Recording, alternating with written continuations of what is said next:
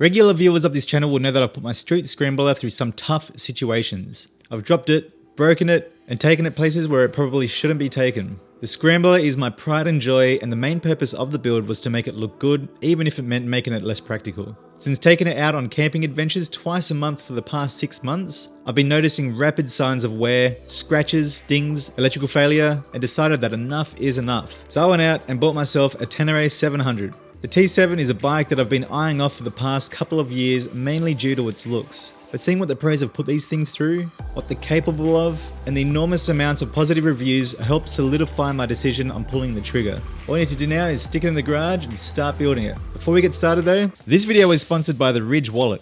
This is a Ridge wallet. It's small, simple, and tough. I love that it's the exact same size as your cards and fits so well into the palm of your hand. I find myself always holding it, touching it, and caressing it. You can store up to 12 cards in here and your cash here. To access your cards, all you need to do is push from the little cutout and then remove the card as needed. Your cash is securely held in place by either the money clip or the cash strap and takes up very little room in your pocket, which is a massive plus for when you're heading out on the road. Did I mention it was tough? The Ridge wallet is so tough that they each come with a lifetime warranty with over 30 different colors and styles to choose from, including carbon fiber and burnt titanium, so you'll be sure you'll find something that suits your ride. The Ridge wallet don't only do wallets though, they also keep your keys from jingling with the super sleek key case. I love that my keys are now kept organized and quiet, all while looking the business. Get the best offer with ridge.com/motofuels to save up to 40% right now through till December 22nd. It's a perfect Christmas gift. That's up to 40% off using the link in the description below. So the main purpose of this build is to keep it functional because it's going to be doing a lot of off-roading, a lot of touring as well. I obviously want it to look as badass as possible. So this episode is going to be broken up into sections. Obviously I don't have all the parts yet. I've only got the stuff here from SRC and then I've got some levers and stuff like that. So parts are going to be coming over time, over the next week and a half or something like that. Today's mission is to get all of this awesome SRC Adventure Moto gear fitted. SRC sent me out this stuff. They're not paying me, but they sent this all out to me. Thank you so much, SRC. It looks ridiculous. Look at this bash plate. That is solid. Way better than that one. And so we've got the rear luggage rack.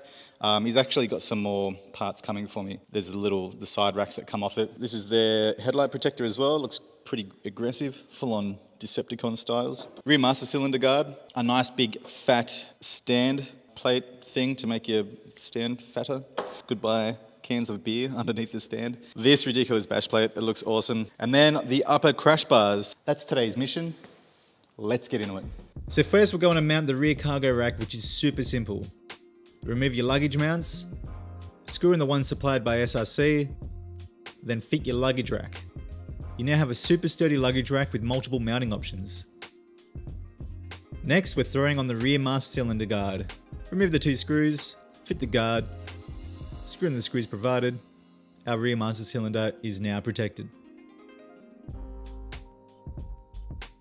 It's time to mount the upper crash bars. First, I like to lay out all my parts so I know what I'm working with. Next, we need to remove some bolts. These 2 up here, this big boy here, and the same on the other side. Then mount and fit the upper bracket and insert the little sleeves into the bar up the top and down the bottom. The crash bars are fitted using 8mm thick stainless steel mounting brackets on each side of the bike frame for extra strength. A cool thing about these mounting brackets is if you want to remove the crash bars for whatever reason, you can just leave the mounting brackets there for a quick install later on. Use a little bit of the supplied thread locker on the bolts that fix the mounting brackets to the frame. Then orient the crash bars and fix them with the bolts provided. Do the same to the other side and we're in business, baby. I prefer this kind of upper crash bar that loops around the front. I will be fitting some lights to it, hopefully in phase 2 of the build. Plus it gives me more action camera mounting positions, which we all know I love. Next, we're fitting the headlight guard. This one again is pretty straightforward. Once you remove these 4 screws, take the guard bracket with the screws provided and mount it up. Then fit the headlight guard into the rubber mounting holes. The headlight guard is laser cut from 2mm thick high-grade stainless steel. The benefit of this is that it's easy to remove for cleaning the headlight with no tools required. The bash plate is a 4mm thick laser cut hard aluminium plate which provides great protection. It also comes with a suspension link protection plate and underside slider strips, which we're fitting up here. Once they're all mounted and the decals have been applied, simply remove the previous bash plate.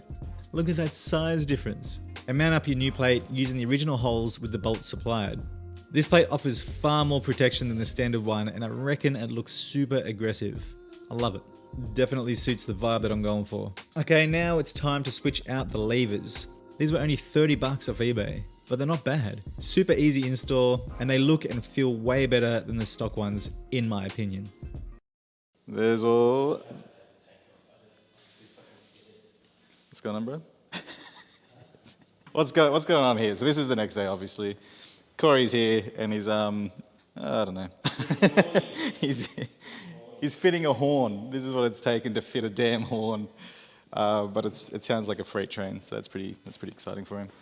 Anywho, yeah, how's all the boxes here? That he racking them up. Got another package. Zong, this right here is the tail tidy for it. This one is by B&B Off-Road. And also, Quadlock have sent some goods. The wireless head charger, handlebar mount, and the vibration dampener. And I got the screen adjuster. I bought this. So these little things here just mount into these holes here. It just allows you to slide up the screen enough so that the air just shoots right over your head. I think that's pretty cool. All right, let's fit all this up. I'm really keen to see how this goes. Because this plastic, this crap. Ugh. First, we need to remove a whole bunch of things. The pillion seat, the normal seat, these 5 screws, these screws under here. Basically anything that's holding this big old plastic boy, because we need to get under all of that. On the left hand side, disconnect your tail light and indicator plugs. Remove the 2 nuts from the rear of the tail light and pull the light through. Remove your license plate and all the screws holding that plastic colossal together. It's looking better already. Next, remove the indicators from the plastic mold and install them on your B&B tail tidy blinker case, making sure you get left and right correct. You can now install the B&B tail tidy top plate on the bike using the original bolts. Refit your tail light, then fit the LED number plate light provided. I ended up cutting the plug off the original number plate light, then soldered the harness to the new LED light. A tip for soldering 2 wires that are next to each other is to stagger them to prevent any shorting out. Next, fit the blinker case, then your number plate, check all your lights are working and you're good to go. Okay. The exhaust arrived, which is wicked. Before I show you what this is, let me tell you my thought process here. So, the biggest fault with the Tenere 700s is the exhaust, as far as I know. That's like just doing research on YouTube and everything. Reason being is that this thing, especially the stock one, the stock can is enormous. If you drop it, or not if, but when you drop it, this guy here just bends in, and it's just welded to the frame or the subframe. Not to the frame, it's actually welded to the frame. So once you snap that off, you're bloody screwed. And the biggest thing with these big cans is that when you drop it for the first time, or the third time, or whatever time, it ends up hitting the swing arm. If you're not aware of that, you keep riding on trails or on anything really, you end up digging a massive hole in your swing arm, which is an expensive situation you're going to find yourself in. I haven't really found an exhaust that I like that tucks up under here nicely. I know HP Course does one, Camel does one as well. He's got like a wicked sort of design that goes up there. It does look better down here. So I'm not sorted yet on the exhaust situation, but what I did was buy myself a quick fix just to make this thing sound louder than what it does now. I know when I open this box, you're going to be like, Rob, what the heck? Now, as I was going through Instagram, looking for inspiration and everything, I came across this guy's profile. His name's Josh. I'll link his Instagram and YouTube and everything. He actually has a YouTube channel, did some stalking. And his exhaust stood out to me. I was just like, what the heck is that? It looks wicked. I need that on my bike. I ended up just buying it. It was like 240 bucks, man, just this can. So yeah, that's my situation. And if something happens to it now, like with this can on there, if I do drop it and it ends up pushing it all in, yeah, I'm gonna get rid of it and just get a high mount or something. But I just wanna see how this goes before I do anything, before I pull the pin on like a $1,200, exhaust. 200 bucks, man, let's check this thing out. All right, you ready for this? Here we go. There it is. How funny is this, man? They throw an Aquapuffix sticker in. That's hilarious. They should throw all the brands in there. So yeah, so much smaller. You're still going to save a little bit of weight. Whether it increases horsepower, who the hell knows. I reckon it'll breathe easier though. And obviously I'm so pumped on new exhausts. I mean, new exhaust day is always exciting to see how it's going to sound. And so it's a pretty flat looking exhaust, or can. So what Josh did as well, and what he recommended, and what made it look actually cool, was getting these guys on. And so these sort of protect it, I guess, like when you drop it and stuff like that, they're just rubber, and you just wrap them around. They're just universal, and you wrap them around, it gets rid of the creamy bits. Yeah, anti-scalding cover. All from Amazon, man. It was like $30 each. So 2 of those goes on, and it looks pretty wild. Comes with all your clamps, all your springs and everything like that, so it's all sort of legit, sort of. And over here, I've just sprayed up the heat shield there, just gave it a bit. Even the screws, I just gave them a flick of the high intensity heat stuff, so it doesn't all go all weird. See how it goes, eh? See how it sounds as well.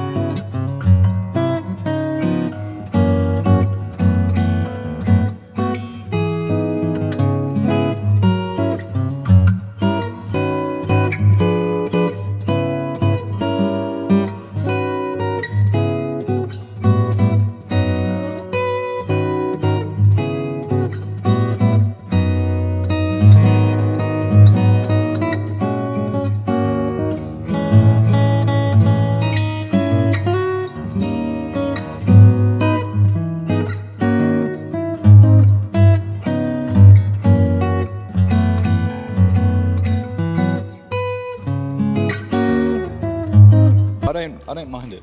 I don't mind it. For $240 or whatever, including the other things, it's like $300, everything delivered. Looks the part. I really like the rubbery bits. I reckon they sort of match these top plates here. It gives it like a Batman-ish sort of feel.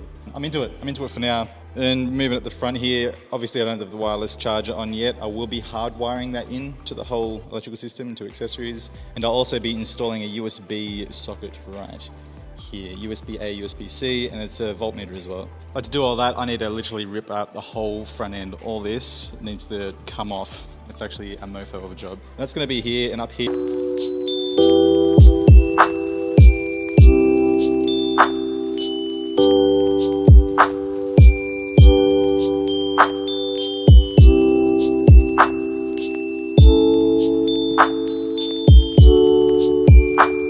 Once you're off-roading and everything. Levers work awesome. I love the look of them, I love the feel of them. They've even got Tenere on the inside there, but I love the sheen on it. They work really well, feel really nice. Indicators, I got indicators coming from Kellerman. They're on their way. Keeping the Kellerman styles, you know. Oh, and my new plate. What do you think? So I wanted to go a bit more, you know, Rob Hamilton-ish, because this is going to be mainly for the Rob Hamilton channel. And Jesse from MCM Apparel actually came up with the idea, go ham, and I reckon that's wicked. I love it. So I just did it. I still don't have one for the Scram though. Yeah, that's a thing. But yeah, so the indicators are going to be gone. I'm going to have the stop tail indicators in here again. Not the ADOs, I'm going for a different style. But stop tail indicators, I'm going to get rid of this. And I'm working something out for this back part, which is going to take a little while, but we'll see what happens. Got new tyres on the way. This is all the phase 2 build, by the way, which I'll be obviously filming. I'm going to get some nice bark busters, get rid of these plastic, and it's not even tight, get rid of these plastic ones.